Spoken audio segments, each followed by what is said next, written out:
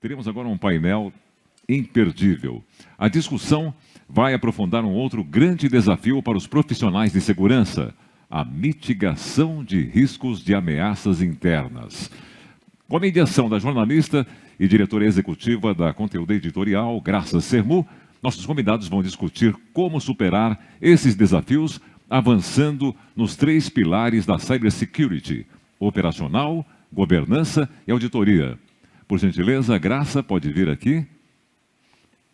Chegando. Muito bem, para receber Obrigada. nossos convidados. E lembrando que as perguntas de vocês podem ser enviadas para o número, atenção, apoio, nas telas 98888-5822. Não fui cavalheiro dessa vez. Não, né? Tudo certo. E para quem está online, é só acessar a nossa plataforma. Perguntas, então, enviadas aqui presencialmente para o número 11 98888-5822. E para quem está nos assistindo e participando pela internet, na TV Security, é só acessar a plataforma e ir lá fazer a sua pergunta. Vamos então agora convidar um super timaço. Gerente de Cybersecurity e Segurança da Informação da Gol Linhas Aéreas, Lucas Correia.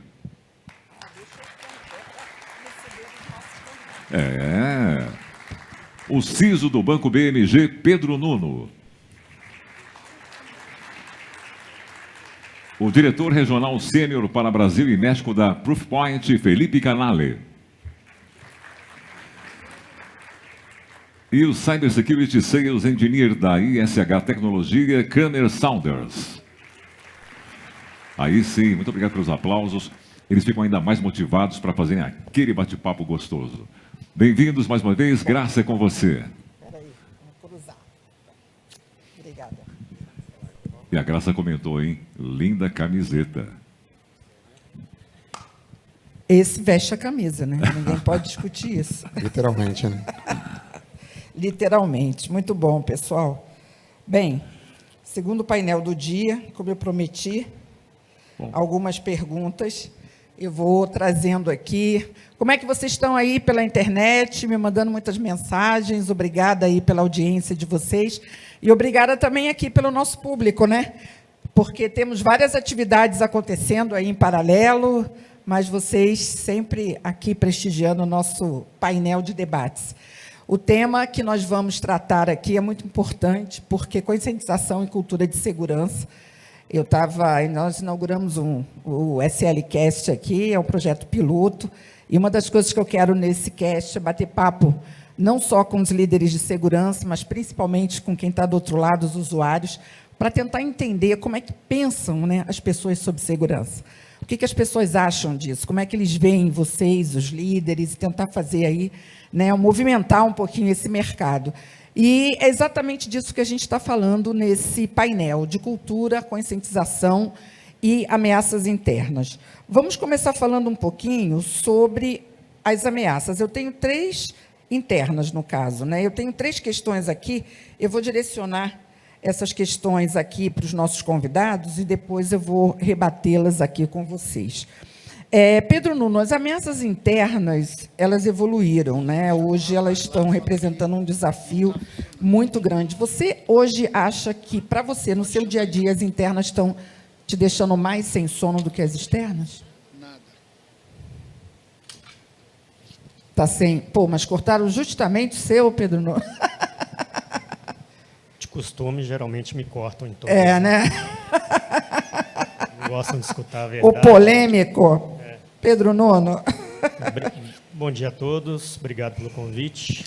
Mas, assim, vendo a minha realidade hoje, tá? Isso, porque isso. é importante. A gente trabalha num banco com atendimento a pessoas fragilizadas, né, acima de uma determinada idade, e que realmente é onde ocorre a maioria das fraudes. E aí, quando a gente fala de fraude interna, no meu caso, o que mais pega...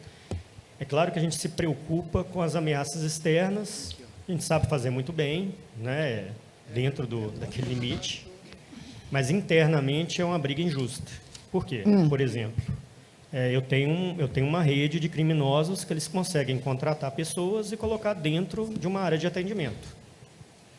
Vai infiltrando. Infiltrando. Então, por exemplo, tomar cuidado para não falar certos nomes aqui, né? Mas assim, empresas de atendimento que contratam, né, sem um processo básico de análise, um onboard de perfil, ali mas eficiente, uma análise né? bem feita, né? Não é olhar LinkedIn, né? E aí, esse crime realmente é organizado, e ele consegue ter acesso dentro desse canal de atendimento a praticamente todos os dados. O que ele faz com esses dados aí a gente já tem conhecimento, que podem fazer, né? Sim. Por isso que tem outros tipos de controle. Além disso, existe outra parte desse mesmo crime organizado que ela consegue, só é cego quem não quer ver, colocar dentro da organização. E hoje o que eu tenho visto com mais frequência é dentro da própria tecnologia na área de desenvolvedores. Então, se você fizer um pente fino realmente, colocando inclusive controles legais para você fazer uma devassa na vida da pessoa, você vai ver por onde que ela passou. Então, você consegue ver essa rede. Então, isso acontece, tem acontecido, e você começa a pegar, às vezes, pela consequência de um incidente, um vazamento de um dado, ou até mesmo um código, uma linha de código que você entende, depois que você faz uma análise mais Sim. profunda, de que aquilo ali não é um comportamento normal de um dev, por exemplo. Tá? Perfeito. Vou quebrar um pouco o protocolo. A colocação do Pedro Nuno Canali me chama a atenção para o seguinte: quando a gente fala em ameaças internas, às vezes a gente está pensando só nos colaboradores, né? O relato que o Nuno traz tem dois aspectos que eu gostaria que você comentasse. O primeiro é a ameaça interna, mas vem de um parceiro, de um ecossistema. Isso a gente está vendo muito acontecer. E, ao mesmo tempo, também a própria vulnerabilidade das áreas de desenvolvimento, tecnologia.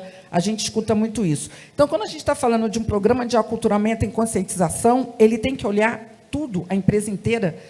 As ações têm que ser não só para colaboradores, mas para as áreas de tecnologia, para todas as áreas. Como é que você tem visto isso acontecer? Boa tarde. Aliás, bom dia ainda, né? Bom dia ainda, não me assusta. Não, já é boa tarde, mas a gente já não é almoçou. boa tarde, mas não. Então, vamos dia. seguir com bom dia. Bom dia a todos. Sim, com certeza. Na verdade, independente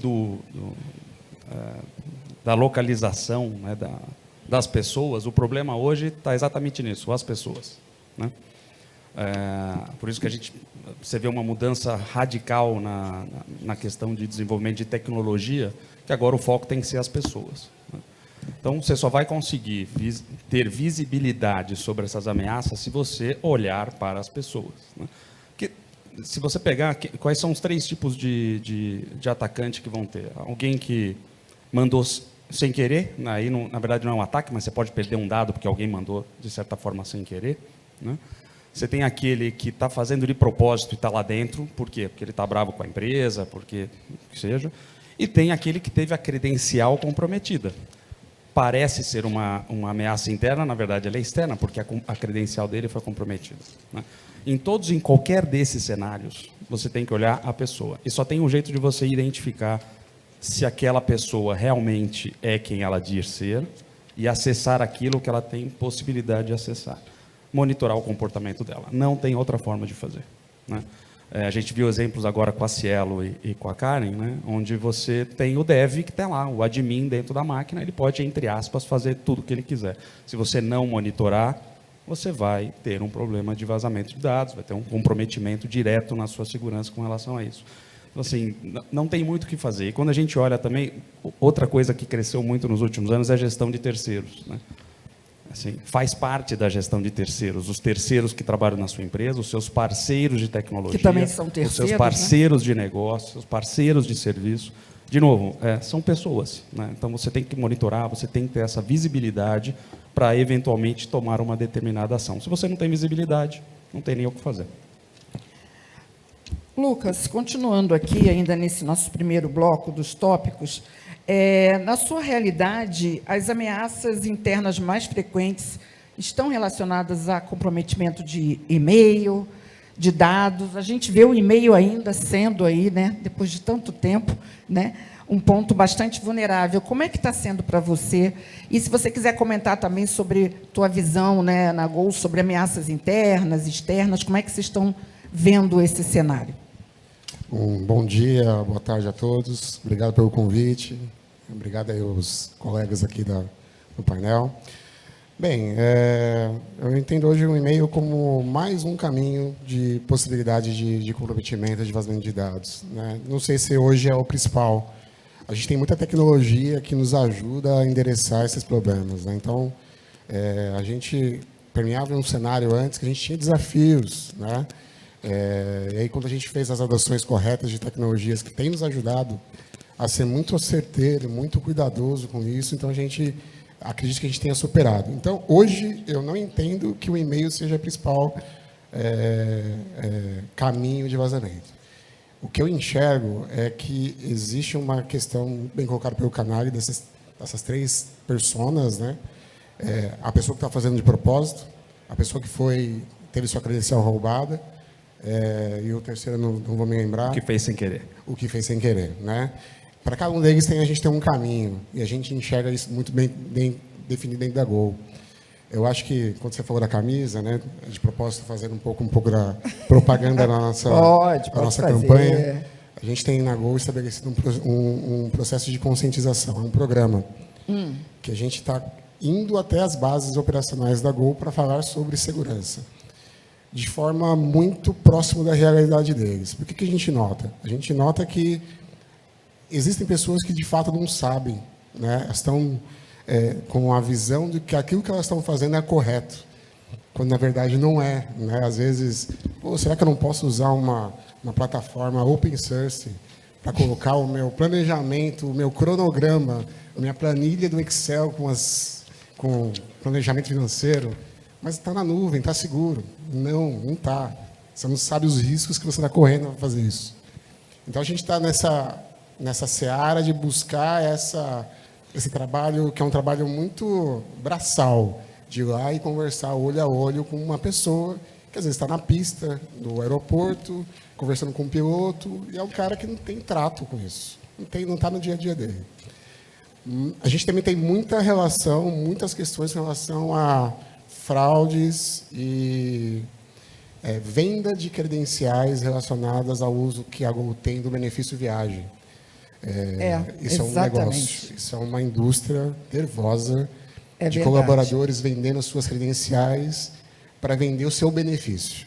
A gente tem sido muito rígido. Né? Acho que o ano passado foram diversas demissões, justa causa. Muitos casos, né? Porque a gente tem descoberto, a tecnologia tem ajudado, a MFA tem ajudado muito, porque a gente está colocando mais dificuldade. Então, assim, essa é a nossa grande realidade dentro da Gol. Perfeito.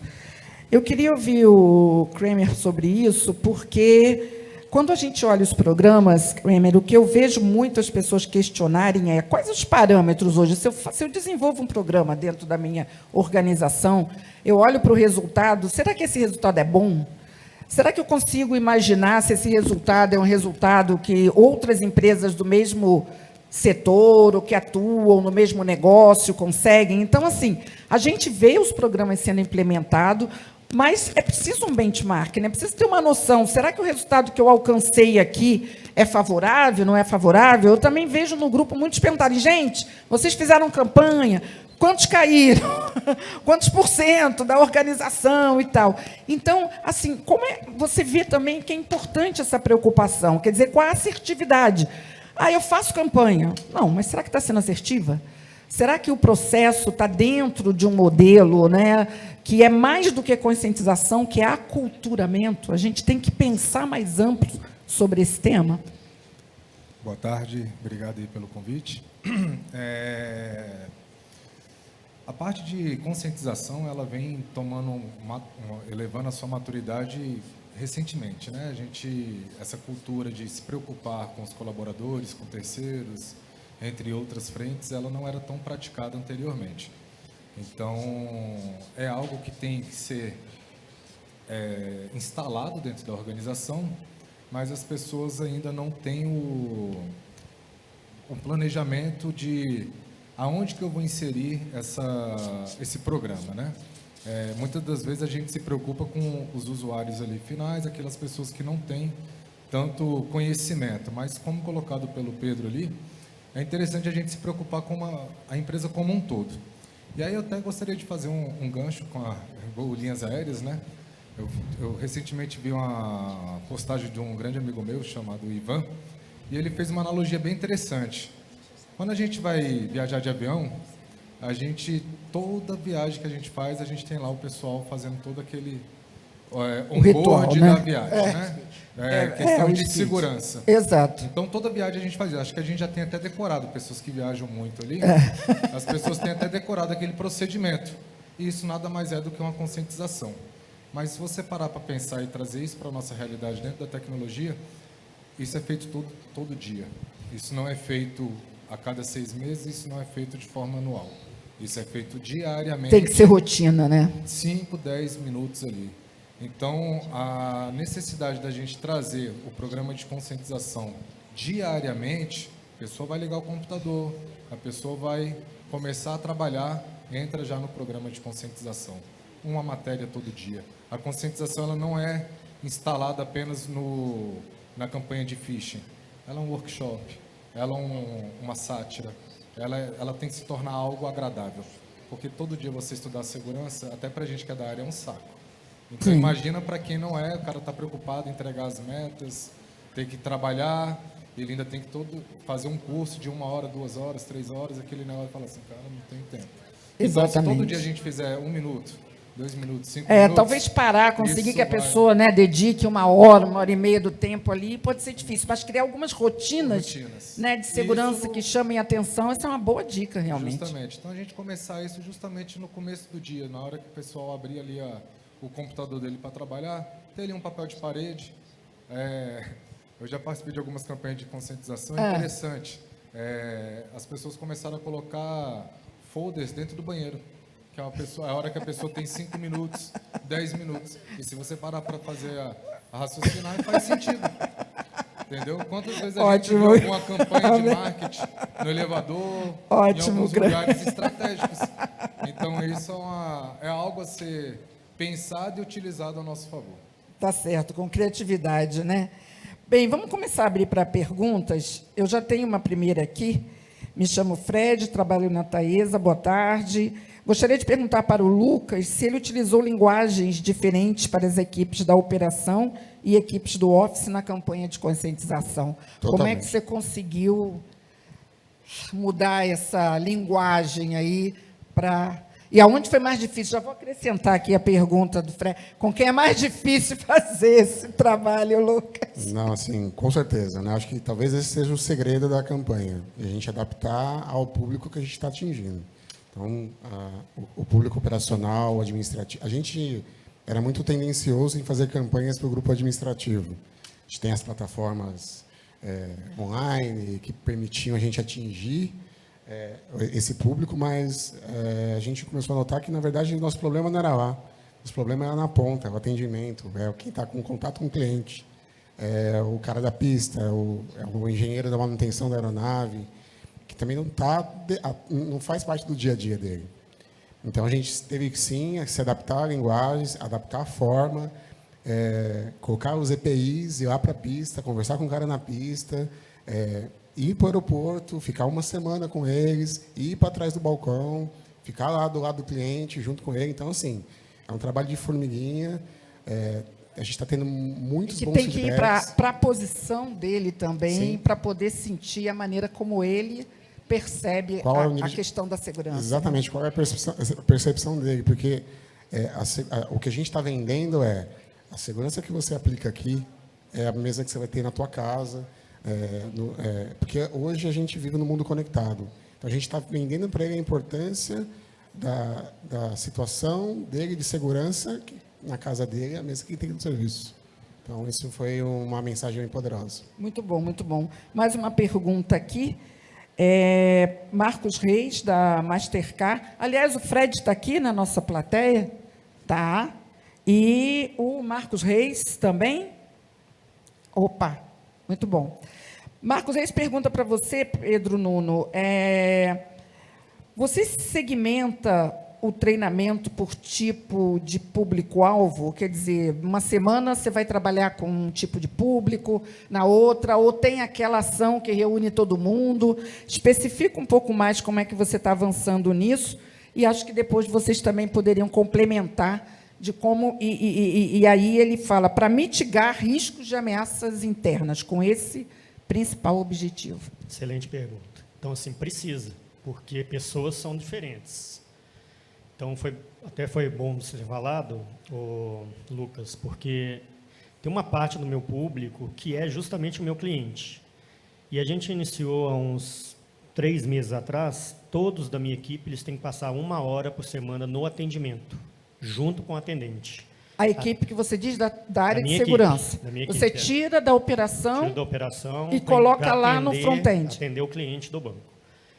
O que tem dado de insights é fora do comum. Posso citar dezenas aqui. Mas qual que é a ideia aqui? Além de sentir a dor do cliente, né, no dia a dia, também por causa do atendente. Porque tem várias coisas de segurança relacionadas ao atendente. Então, ali eu consigo desenvolver um treinamento específico. Então, pegando só esse gancho do atendimento ao cliente, imagina você treinar uma área financeira. Não é aquele beabá que a gente já conhece. Não posso falar que eu não acredito, mas eu faço todo o beabá. Acho que todo mundo faz o beabá, que você tem que aprender o beabá, sim, etc. Sim. Na hora que entra, toda semana, etc. Eu acho que a gente tem que se adaptar ao público mesmo. Então, podcast, Security Talks. Nós iniciamos agora uma campanha de vídeos onde nós chamamos a área de negócio para discutir e gravar e depois publicar para os outros públicos quais são os riscos de segurança daquela área, o que a pessoa vivencia. E ali, através de pílulas, né, que sempre 15, 20 minutos, a própria área ela define o que ela tem que se preocupar. E eu acho que isso é muito importante, porque não é o treinamento que ele vai ajudar, mas no final, gente, é cultura. Pessoa que não tem cultura, ela precisa ser aculturada. Para quem já passou por mudança de cultura em uma organização, sabe que você tem que envolver todas as áreas. E quem não se adapta, tem que procurar outra empresa para se adaptar. Nós vamos falar de gestão de consequências, que é muito importante num processo de aculturamento. Sim. Mas essa visão de você tratar cada público diferente, é importante. Porque, inclusive, pessoas têm necessidades diferentes. Eu não tenho mais paciência de ficar assistindo vídeo de mais de 3 minutos, realmente. O WhatsApp na velocidade 6.0 já é padrão. Né? Então, assim, é isso. Então, a gente se adapta para aquelas pílulas. Achei o máximo esse negócio da porta do banheiro. Acho que eu vou começar a fazer. Né? Ficou a dica. E é importante também pensar, e aí a gente precisa trabalhar com pessoas que têm esse conhecimento, eu não sou especialista na parte de conscientização, são de treinamentos ou peças ou iniciativas que você compromete a pessoa. A pessoa tem que doer nela para ela... Já vamos chegar lá na gestão de consequência, mas antes disso, a Renata Salino aqui, que está nos acompanhando lá da ANCAR, do time lá de varejo, de gestão, muito obrigada, Renata. Ela pergunta um pouco, ela não é da área de segurança, e ela questiona exatamente um pouco o que o Pedro está falando. Se vocês, Canali e Kramer, que atuam nessa área, se vocês acham que realmente as empresas precisam repensar esses modelos e trabalhar com as ameaças, entendendo um pouco qual a vulnerabilidade de cada público. E ela reforça um pouquinho aqui na colocação dela, que muitas são realmente muito chatas e não engajam. É essa também um pouco a sua avaliação? Sim. Nós, como os profissionais de segurança, a gente acha que todos com quem a gente está falando são profissionais de segurança. Esse é um grande problema que a gente tem, né? A gente usa a sopa de letrinhas que só a gente entende, a gente usa terminologias que só a gente entende, vai no board, e você acha que eles vão entender o que você está falando. Não vão, né? Então, assim, é primordial você mudar a forma de comunicação. Segmentando, obviamente, em cada área de atuação, mas você tem que baixar o nível não, mas você tem que falar num idioma em que eles vão interpretar do jeito que tem que ser interpretado por aquele determinado público, né? Então, aquilo que o Kramer fazer phishing a cada 6 meses, uma campanha de phishing a cada 6 meses não vai resolver, né? Fazer treinamento Mas de 40 minutos. essa em média, esse em médio tempo que se faz? Assim, não, né? Não. Bom, posso falar pela Proofpoint. A gente tem campanhas de phishing trimestrais. Tá? Esse seria, na tua visão, algo Você razoável. perguntou aquela hora para o cliente se tem um benchmark. Não tem um benchmark, na Pois verdade, não né? tem, né? Se a gente olhasse e tentar fazer, a gente tentou no grupo, né? Você tem que Cada fazer um o seguinte, falou uma coisa, qual que é a o gente não chegou a um benchmark? O consenso. benchmark da Google vai ser um, da BMG vai ser outro, da Proofpoint vai ser outro. O que você tem que fazer é o seguinte, você tem que reduzir. Né? Então, assim, se você vê na linha do tempo que está reduzindo, ótimo. Puta, não Sinal está que reduzindo... está sendo Então, você usa eficaz. os seus próprios índices como referência. Exatamente. Então, assim, a benchmark de segurança pega o CIST, no nível de maturidade, você pode fazer isso. Mas, assim, benchmark de aculturamento ou conscientização puta, eu comecei com 50% da empresa caindo no phishing e está caindo, tá caindo esse número. Perfeito. Pode cair mais? Vamos adaptar? Pô, vamos colocar um negócio que está... Essa é uma parte importante, você colocar coisas novas, né? Porque vai mudando, né? Os atacantes, eles pesquisam, eles estudam, eles têm muito dinheiro, inclusive, para desenvolver. Então, eles usam coisas do momento. Não é que eles vão pegar a sua conta do Netflix está vencida, seu cartão de crédito está errado, clique aqui. Acho que todo mundo já sabe. Então, essa já... Assim, esse é mais fácil. Então, eles vão realmente na coisa atual, para realmente proporcionar o clique e, obviamente, ter um comprometimento. Então, assim, tem que ser uma linguagem mais simples, tem que ser segmentado, cada um entende de um jeito e tem que ser rápido, concordo. Ninguém mais tem tempo para ficar 40 minutos assistindo o que é um ransomware. Não, você pode explicar o que é um ransomware de um jeito muito, uma palavra que está na moda, lúdica, né? Que você alcance cada um o entendimento dele em pouquíssimos minutos. Então, você não precisa forçar a barra para que todos os seus funcionários sejam experts em segurança. Não é esse o objetivo. Perfeito. Kramer, só para complementar, estava lendo aqui também algumas perguntas em relação a isso, dizendo nem sempre nós temos os orçamentos ideais para implementar tantas ações. Se você tivesse que dar uma dica, o que priorizar e como chegar a essa olhando esses índices, tentando avaliar se a vulnerabilidade maior está em meio, porque, segundo muitos aqui, você acaba seguindo talvez aí, né, algumas referências de mercado. Então, por exemplo, campanha de phishing, tem que fazer isso. Mas será que realmente essa é a prioridade na empresa? Quer dizer, como priorizar? Eu acho que a priorização ela se é dada pelo entendimento do negócio. Então, colocado aí pelos colegas a parte de trabalhar de forma segmentada, a campanha de phishing ou a forma que você vai conscientizar, independente, ela não pode ser igual para o RH, ela não pode ser igual para o financeiro. O modelo de negócio ele é diferente. E a gente só consegue trazer esse aculturamento que as pessoas estão comentando, envolvendo o gerente do negócio, o gestor, quem for a pessoa ali, trazendo ela para o seu lado. Então, o Pedro Nuno colocou uma situação que eu achei bem interessante, e colocar acrescentando o que ele falou, se a gente envolver a área de negócio para que ela mesma faça a campanha de conscientização dela, a gente vai ter um resultado muito maior do que a gente querer forçar algo com ransomware, com palavras técnicas, com termos que só a gente que é da área como o vezes, vai próprio conhecer, justamente como o Canali falou, porque são termos que não está no nosso dia a dia, as pessoas ali estão envolvidas com outro mas a gente ainda vê muitas, né? Quando a gente ouve aqui um pouco o público, por isso que eu quero no cast falar muito o pessoal que está do outro lado, até para trazer esses insights para vocês, é que muitas vezes ainda tem um pouco essa linguagem, né? Ainda tem um pouco a visão de quem está do lado da segurança, né? Então, é interessante, eu vou colocar uma situação que eu pratiquei no passado.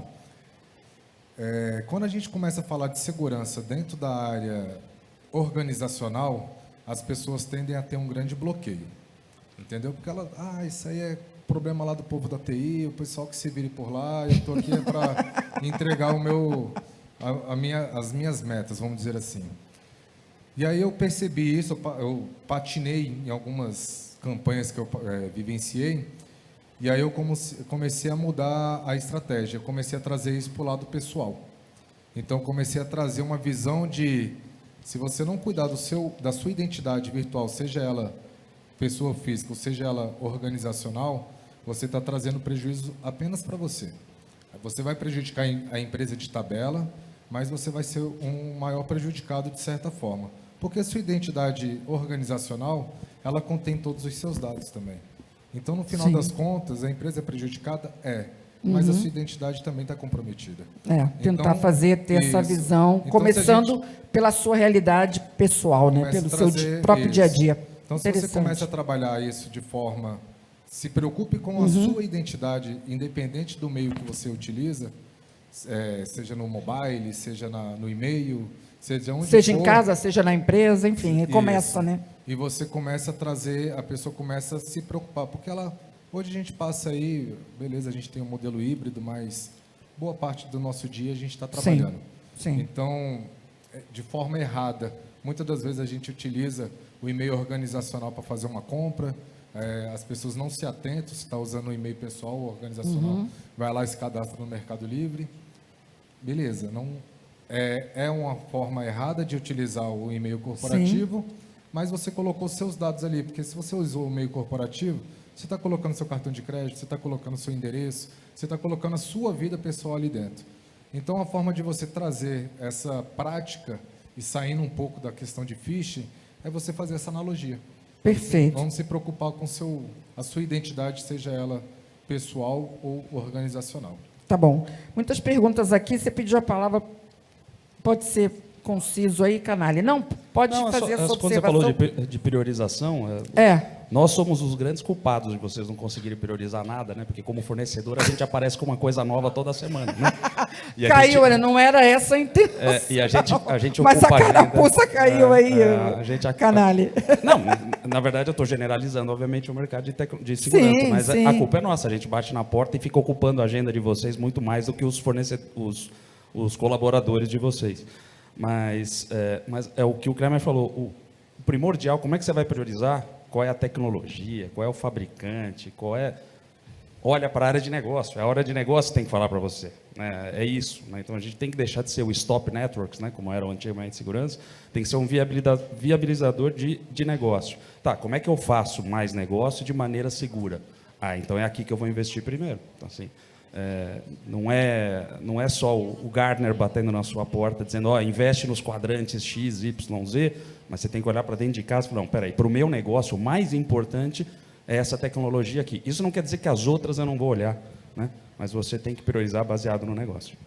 Vou fazer uma proposta aqui para vocês, muitas perguntas, eu queria atender a maior parte delas. Vocês conseguem me ajudar sendo mais concisos aí na resposta? Porque realmente o tema está gerando bastante perguntas. Jordano, Petrobras, Jordano está aqui? Opa, obrigada. Nesse novo mundo, onde o e-mail não é mais o que centraliza a atenção dos usuários, dado o crescimento de diversos meios, chat, Teams, WhatsApp, como ter alternativas de alcançar mais usuários nas simulações? Tem algum exemplo interessante? Pedro Nuno? Então, Você falou do vídeo, né? Não, tem o banheiro, que sai fora da tecnologia. Mas a gente tem que ser criativo. Tem que pensar assim, em várias alternativas. Né? Vou falar o próprio teste de engenharia social, você ligando para um funcionário e se passando para um fraudador e ele passando a credencial, já é uma forma de conscientização. E aí depois eu posso complementar com o resultado, mas assim, quando a pessoa sente no bolso que ela foi fraudada ou aconteceu alguma coisa, aquilo ali já é um processo de conscientização e de aculturamento perfeito, né? Então, é só sair um pouquinho da caixinha que você consegue ver uma série de oportunidades, né? Então, pode ser por WhatsApp, não precisa ser por e-mail, ligação. Perfeito. Pedro, só porque tem mais uma pergunta para você, depois eu passo os demais. Pedro, quais medidas você tem tomado em relação à questão dos desenvolvedores terceirizados na BMG? Quem está fazendo a pergunta é o Rogério Gonçalves, da VR Benefícios, e ele complementa. Grande desafio, ao meu ver, é o fato de muitos controles não estarem na mão da organização, mas sim da empresa que presta o serviço. Você comentou isso no início. Alguma dica, alguma coisa nesse sentido? Então, eu acho que o básico bem feito que a gente tem que buscar é sempre treinamento. Esse público, ele demanda de treinamento. E que é a primeira coisa que a gente tem que fazer, né? É esse aculturamento para os devs. Só que tem dev que não quer. Ponto. É decisão dele. E aí está até que ponto a gente quer contratar um dev que não quer cuidar de segurança. Então, se eu contrato um dev que não está comprometido ou aculturado com a segurança, eu já aconselho de não contratar, né? Então, esse aculturamento é a cultura dentro dos treinamentos. Então, tem campanhas de treinamentos, tem, por exemplo, lá a segurança, eu patrocino todos os treinamentos de segurança da informação para os devs. Eu não dependo de RH, não quero, porque depois eu esbarro em orçamento, etc. e tal, não vou ficar discutindo isso. Eu vou discutir o que é melhor para a empresa. Para melhor para a empresa, eu preciso aculturar esse pessoal. E ele falou de dev, mas eu falo, tem mais gente dentro de determinadas áreas que precisam. Desde coordenadores, gerentes e superintendentes e diretores, porque você escuta cada coisa que é possível. Assim, eu não acredito que eu estou aqui discutindo isso com determinadas pessoas a respeito de aculturamento, mas básico bem feito nesse momento, né? Muito bom. Paulo Santos, SEDAI, obrigada aí pela turma que está pela internet, muito bom. Um dos problemas das campanhas de conscientização é conseguir passar as informações de maneira clara, didática e simples. Vocês falaram isso. Mas, no meu ver, a equipe de marketing é essencial, mas ela não tem conhecimento e, muitas vezes, a gente não chega no acordo ideal. Suas equipes de segurança têm equipe de marketing própria? Ou vocês estão conseguindo fazer um acordo com a área de marketing? E depois eu queria que vocês comentassem um pouco também, rapidamente, sobre essa interação. Não, a gente está usando o marketing como só né? meio de adequar identidade visual, as campanhas como um todo, com uma assinatura, isso. Mais Ponto. Só isso. Toda a inteligência, todo o aprofundamento vem do time, não tem segredo. É isso mesmo, Canal, em geral? Sim, normalmente. O conteúdo tem que vir de quem conhece o conteúdo. Não adianta você terceirizar o conteúdo para quem não sabe do conteúdo. Então, o conteúdo tem que ser feito pela área de segurança. E marketing nada mais vai ser o meio de como você vai alcançar aí cada um deles. Jefferson Pires, Maes, Parque Tecnológico Itaipu. Obrigada aí, Jefferson, pela audiência. De qual equipe deve partir essa iniciativa de conscientização sobre segurança da informação? O quanto TI e governança tem que estar envolvida? Crânio. Eu acho que essa campanha ela deve partir dos CIOs da empresa. Eu acho que quem tem que estar preocupado com a empresa de forma geral são os CIOs. A tecnologia ela serve apenas como uma ponte de sustentação. Ela nada mais é do que apoio às áreas de negócio. Durante muitos anos, as pessoas têm colocado a responsabilidade na equipe de TI, mas não têm dado a carta branca para que a TI faça suas devidas funções. É cobrado, mas não temos liberdade. Então, enquanto isso não vem de cima, a gente não consegue trabalhar. A gente pode dar ideias mirabolantes, mas a gente não vai sair do lugar. CEO. Isso. Obrigado pela correção. Não. Então, é isso. Eu acho que a gente tem que estar sempre trazendo essas informações ali de cima, né? Do conselho diretor, da equipe de auditoria, trazendo aí tendo esse apoio direto. E aí a gente mostrar como que a gente pode apoiar. As decisões sempre serão das áreas de negócio e a gente estando ali só para dar o norte, o caminho. Uma pergunta aqui do Adriano Amorim. Rapidamente, Canali, começou a entrar na moda fazer campanhas de conscientização com gamificação, competição, mas isso tem trazido efetivamente algum resultado? São várias formas de você passar o conteúdo. Gamificação eu acho legal, assim, tem uma série de interação, as pessoas absorvem mais, é mais alegre do que simplesmente assistir um PowerPoint. Classificação, né, ou trazer um benefício ou um malefício, né, já falando em um pouco de gestão de consequência. Assim, eu sou partidário, né, diferente do Pedro Nuno, que a gente já discutiu lá em Minas, de você premiar aqueles que realmente estão fazendo bem. Entramos no assunto final, né? Queria premiar. Gestão assim, de consequências. Eu vou te falar, eu entrei na Propoint no primeiro trimestre, eu caí na campanha de phishing. Meus caros amigos colaboradores iam falar isso, mas assim, eu caí na primeira. Estava viajando, cliquei e caí. Né? Óbvio que virou tema de piada, né? Mas depois eu não caí mais, né? Só para deixar bem claro que depois não cai mais. Mas assim, se você tem você pode criar essa campanha de competição dentro da empresa, é legal, acho super válido, entendeu? Agora, depois eu vou deixar o Pedro falar do lado dele, mas assim, eu prefiro você premiar as pessoas que realmente estão se dedicando à atenção, absorvendo a cultura e ajudando a empresa. Quantas pessoas aqui na plateia, nas suas empresas, têm algum modelo de gestão de consequência no caso das campanhas de conscientização? Alguém está implementando algum modelo de gestão de consequência? Tem um? Bem, vamos lá, né? Vou botar o óculos de novo e ler aqui uma pergunta do meu amigo Leandro Bissoli, da PEC Advogados. Cadê o Leandro?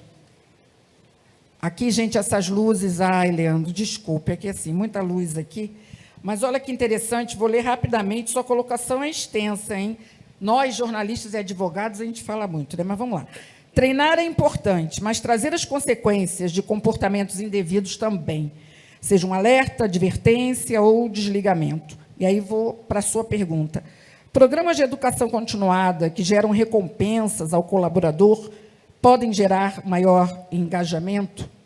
Vou começar com o Lucas, daqui a pouco eu passo para o Pedro Nuno. Eu acho que pode. Eu acho que mas o Pedro já está com raiva ali já. está se coçando aí, né? Eu vou deixar ele no final, porque aí o pessoal vai sair do painel, né, pensando aí. Eu acho que pode, mas acho que está muito atrelado à cultura da companhia. Eu tenho dificuldade de fazer questão de consequência na Gol. Tá? Né? Tenho, bastante. O que a gente faz é aqueles conselhos, aqueles e-mails que a gente envolve o C-Level como um todo. Olha, né? Olha, seus amigos presta atenção. aqui, já é a segunda vez, já é a tem, terceira. Exato, a gente tem uma classificação de risco por usuário, então a gente sabe qual é a área. Mas isso é compartilhado, essa classificação de risco, ou fica só na C-Level. segurança? C-Level. Só o C-Level. O C-Level Só, sabe, né? ele sabe, todos sabem qual é o risco de cada área, percentual, usuários que caíram, que não fizeram treinamento. Os treinamentos são longos, alguns, mas alguns são bem curtos. Mas seria ótimo, a gente tem tentado fazer esse aculturamento junto com gente de cultura, mas é um desafio, porque a área é uma área, o mundo aéreo é um mundo muito que existem muitos treinamentos, então é uma coisa exaustiva. Então é complexo. Pedro Nuno, muitas perguntas aqui sobre a dificuldade de implementar um modelo de gestão de consequência justo. Esse seria o maior desafio? Porque eu sei que você defende a gestão de consequência como realmente sendo uma estratégia importante de ser implementada. Mas a questão é como encontrar ali um equilíbrio, uma questão justa nesse modelo. Primeiro, só falar que eu não sou tão bravo assim de logo chegar com gestão de consequências. Bravo não, radical. Radical, boa, radical. Assim, quando a gente fala de gestão de consequência, eu acho que a gente tem que pensar no aculturamento. Sim. E a consequência, a consequência é boa e ruim. Sendo bem breve, gosto muito da consequência boa, a gente tem que premiar quem faz bem. Por isso que eu acho que campanhas, gamificação, eu amo gamificação, então dá prêmio, dá viagem, serve de exemplo, motiva as pessoas, público específico que gosta disso. Pois é, nem todos, né? Mas assim, tem gestões de consequência que não precisa ser demissão por justa causa. E só um ponto, lugar de criminoso é na cadeia. Então, se você não tem um processo de gestão de consequência, até quando a gente vai permitir que um cara baixe um software malicioso e comprometa a empresa? Isso é crime. O cara foi conscientizado, ele faz de propósito, estou tirando erro operacional, mas esse cara é criminoso, ele baixou um software, ele está colocando a empresa em risco, ele não pode trabalhar nessa organização, ponto, eu não vou discutir isso. Agora, o processo de gestão de consequência está na 27.000 BS 7799, 1998, fala lá de processo de gestão de consequência, está lá, não é à toa, mais de 5.000 empresas naquela época falaram, precisa, empresas não, executivos. Por quê? Porque você precisa beneficiar ou, se não, tirar aquelas pessoas que não tratam a informação da forma correta. Aí eu vou só dar um exemplo básico de uma gestão de consequência que realmente funciona. O cara clicou no phishing. Você vai lá falar com ele, vai conversar, clicou 2 vezes no phishing. Vai lá falar, terceira vez, quarta vez, ele está colocando o banco em risco, ou a organização. A quinta vez você já bloqueia o usuário dele automático. Eu quero ver ele ficar um dia explicando para o chefe dele que ele está sem a conta porque ele não é consciente relacionado à segurança da informação e foi avisado 300 vezes que ele tem que ficar atento. Só estou dando esse exemplo, mas tem vários outros tipos de exemplo. Mas, assim, esse tipo de pessoa, eu tenho experiência própria. A próxima vez que aparecer um e-mail, ele vai ligar para mim. E eu amo quando liga para mim. Porque, assim, eu falo assim, isso aí, meu caro, mais um dia trabalhando. E eu estou falando que presidente liga para mim, o acionista liga para mim, porque fica assim, com medo, às vezes, de clicar. Eu não estou falando, por exemplo, sistema ambiente de conscientização, que manda aquele slide assim, o e-mail falando, clique aqui para uma televisão de 70 polegadas de R$2.000. Não é esse tipo de campanha. Nossas campanhas lá, eu não sei.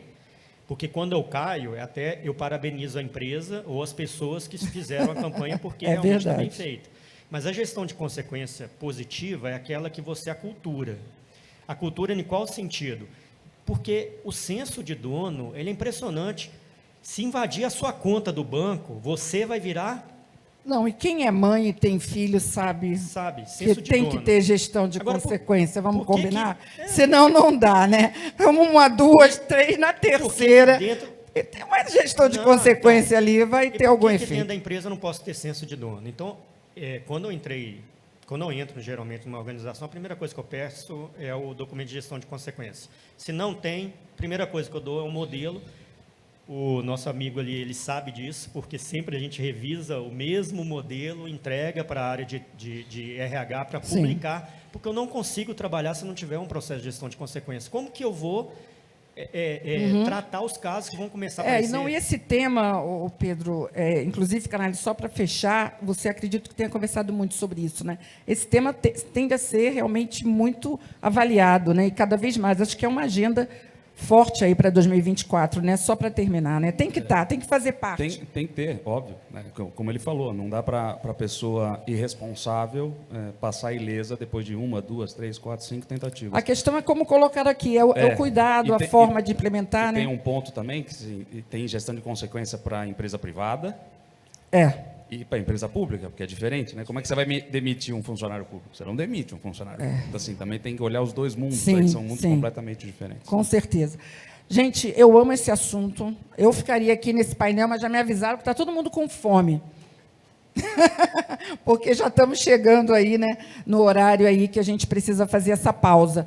Mas eu agradeço muito vocês continuarem com a gente aí pela internet, continuem mandando perguntas, o público aqui nos acompanhando nos painéis, participando de todas as atividades que a gente preparou aí, toda a nossa equipe, com o máximo carinho. Muito obrigada. Essa voz do Ângelo é sinal que terminou. Palmas! Obrigado, Graça.